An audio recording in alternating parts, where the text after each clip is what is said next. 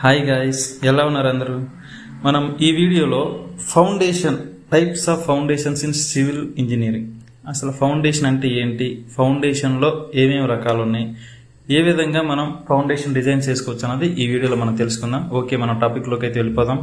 Civil ఇంజనీరింగ్లో foundation అంటే ఏంటి, అసలు ఫౌండేషన్ అంటే మీనింగ్ అంటే ఏంటంటే, ఫౌండేషన్ అనేది ఒక నిర్మాణం యొక్క అత్యంత దిగువ భాగం. ఇది భవనం యొక్క మొత్తం బరువును భద్రంగా నేలపైకి లేదా నేల లోపలికి బలంగా బరువు భరించేలా మారుస్తుంది. అర్థమైంది కదండి సివిల్ ఇంజనీర్లో ఫౌండేషన్ అంటే. తర్వాత ఆ ఫౌండేషన్ యొక్క మెయిన్ లక్ష్యం ఏంటో మనం చూద్దాం. మెయిన్ లక్ష్యం ఏంటంటే, భవనానికి ఆధారం ఇవ్వటం, స్థిరంగా ఉంచటం, మట్టి కదలికల వల్ల చీలికలు ఇరుకుతనం రాకుండా నిరోధించటం. మనం భవనంలో ఏ మిస్టేక్ అనేది, లోడ్ అనేది ఈక్వల్గా ఏ విధంగా మనకి బ్యాలెన్స్ అవ్వాలన్నది ఫౌండేషన్ యొక్క ప్రధాన లక్ష్యం.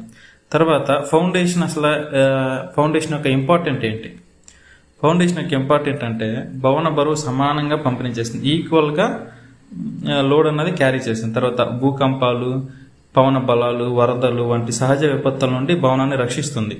తేమ, మట్టిలో మార్పుల వల్ల వచ్చే ప్రభావాలను తగ్గిస్తుంది. భవనం వక్రీభవించడం లేదా కూలిపోవడం నివారిస్తుంది. అసలు సివిల్ ఇంజనీరింగ్లో ఫౌండేషన్స్ టైప్స్ ఎన్ని ఉన్నాయి?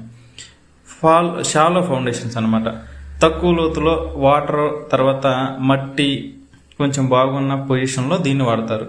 చిన్న మరియు మధ్య స్థాయి భవనాలకు అనుకూలంగా వీటిని ఉపయోగిస్తారనమాట.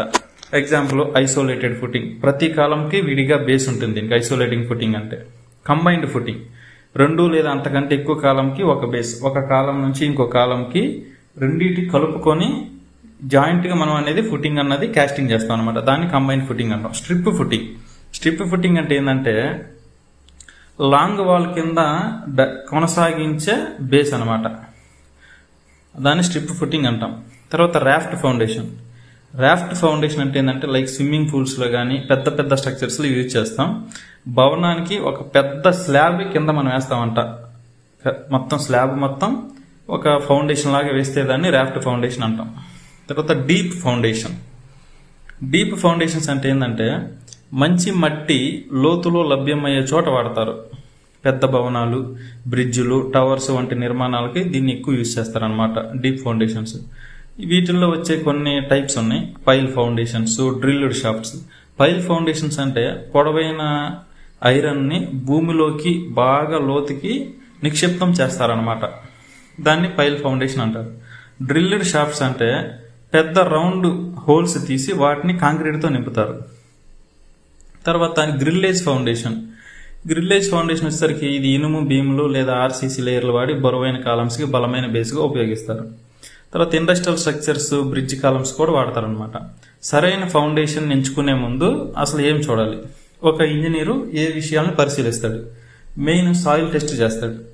సాయిల్ టెస్ట్ తర్వాత భవనం యొక్క బరువు ఎంత ఉంది, నీటి మట్టం ఎక్కడ ఉంది, అసలు బడ్జెట్ ఎంత, టైం ఎంత, ఇవి డిసైడ్ చేసుకొని అసలు మెయిన్గా సాయిల్ టెస్ట్ చేసుకున్న తర్వాత ఇందులో మనం ఏ ఫౌండేషన్ యూజ్ చేస్తే మన బిల్డింగ్కి గట్టితనం అనేది, తర్వాత ఆ బిల్డింగ్ అన్నది లైఫ్ ఎక్కువ వస్తుందో లేదో ఇంజనీరు సాయిల్ టెస్ట్ ద్వారా చెక్ చేసుకొని మనకి దానికి ప్రకారంగా డిజైన్ చేసి ఇస్తాడు.